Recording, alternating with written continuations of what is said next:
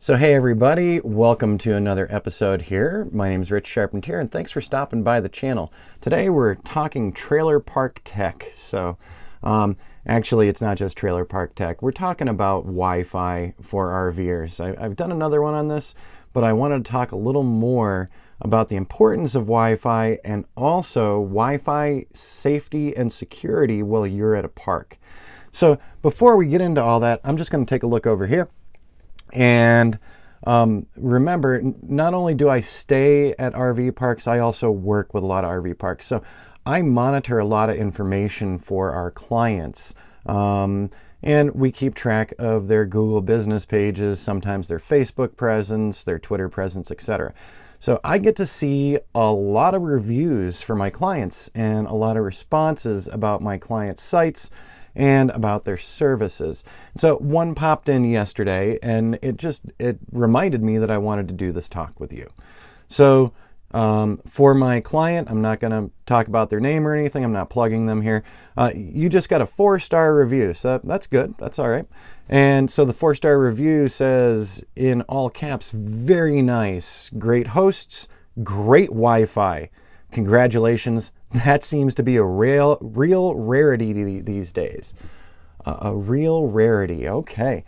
The gentleman who posted this one was very accurate. I've been to this client location multiple times, and they do have awesome Wi-Fi. They do often get complaints from customers. Hey, the Wi-Fi is not working. They've even gotten complaints while I visited their park. And in the end, they asked me, hey, could you go over to that other RVer site 3 doors down from you and take a look at their laptop and see what's going on? And 10 times out of 10, user error. This particular park has awesome Wi-Fi, and then they told me what they were paying for their bandwidth with their provider, and it blew my mind because it's actually cheaper than what I spend on my telecommunications. So they've got a great carrier in the area. Their Wi-Fi is working good, and they're all set. They're off and running. They've got one of the best places for Wi-Fi. So when we visit their park and stay for a couple of weeks, it's awesome because we're not using our mobile data plan or anything, and we know that we have awesome Wi-Fi 24/7 with them. So Wi-Fi is very important to all of us. It's become one of the big questions for RV parks, and a lot of RV parks are still failing at it.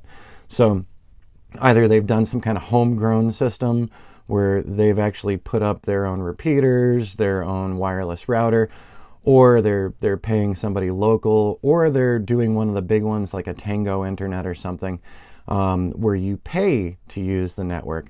I had an experience at another one of our client parks where they are paying a third-party company to maintain their Wi-Fi. And when I got there, I actually had to pay, it was like $22 for 7 days. And I'm going to say 5 of the 7 days, the Wi-Fi didn't work at all. I got in touch with the company who was providing the Wi-Fi for them, and they were working on it, they were working on it, they were working on it. I never got a refund, but I only got to use a couple of days of Wi-Fi, and the rest of the time, I was on my own network. So why did I even pay these guys? So Wi-Fi is super important to all of us. To stay connected, to do our jobs if we're full-timers on the road who are still working. So I love seeing a review like this. Now, let's jump right over to the other part of this conversation here. When you are using RV park Wi-Fi, you need to make sure you're secure. So that's not the RV park's responsibility. They're providing you a secure connection on their wireless internet. Now, this is a shared wireless internet where the people around me, and I'm pointing out my windows here, the people around me are on the same network as me.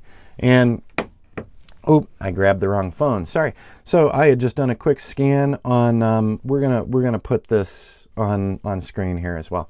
I had just done a quick scan. I have a net analyzer program on my phone. And so I'm looking down at this for a moment, and I'm just gonna do a rescan. So right now, I'm on the wireless for Pointer Rocks RV Campground. It's pretty decent. Usually at the end of the day, it slows down because there are so many sites here and so many people sharing the net. But one of the things that you should know as a Wi-Fi user, well, it's a secure connection. It's a secure connection onto a pooled resource with other people. So I can sit down and find out who's on here. So someone on this network currently has their Apple TV hooked up. Another person has their Sling master bedroom and Sling family room. So they're using Sling for their video watching. So a MacBook Air is on the network as well. It's not mine. The person has the same name as me though. We have a gateway, a little repeater here. We've got some laptop and another laptop, and then there's my iMac, and there's also my phone connected to this network. So there is visibility with a simple network scanner. And if you don't have a firewall up and you have some shared items, you might open yourself up. If you've got shared folders with no password protection, people could access your computer. That is not the RV park's responsibility. So I'm not being an RV park apologist. They can only do so much. They're providing us the swimming pool, and we need to be adults swimming in that pool. So what that means, I use Macintoshes, and I've got a Windows system as well. Every one of my systems does have a firewall on it. I do not do sharing of any folders. And I will tell you, a couple of years ago, when I was being sloppy, I had been using my own network, my own mobile internet, and I hooked up to an RV Park's Wi-Fi. And I had my Air server on my computer. Now, what Air server allows me to do is broadcast from my iPhone to my big screen. So if I've got a movie on my iPhone, I can broadcast it to my desktop or my laptop. And so I didn't have my Air server secured, and I was sitting around working one day, and suddenly somebody else's screen popped up because they were trying to broadcast to their Apple TV, and instead they ended up hooking up to my computer, so I got to see the movie that they were wanting to watch. So I disconnected them from my my Air server immediately. I put my security on the Air server, and whenever I pop Air server up now on my iMac, it requires me to type in a code that it is sent to my iPhone. So that's awesome. But bottom line, when you're using shared internet resources, if you are not securing your computer, somebody could get onto it. They could hack your machine. It is a realistic possibility. And this is not the RV park's fault, or McDonald's on their shared Wi-Fi, or Starbucks on their shared Wi-Fi. You need to secure your computer. That's your responsibility. So I just wanted to let you know about that today. And so you've probably seen on screen, I pulled up my little network analyzer, and I can even go onto my Macintosh here and take a look at network, and I can see several people's computers listed as available for connection. So I don't know what they have shared and what they don't have shared, and I'm not that guy, so I'm not going to go poking around to see what they've got, because that's their private computer. But you need to keep this in mind.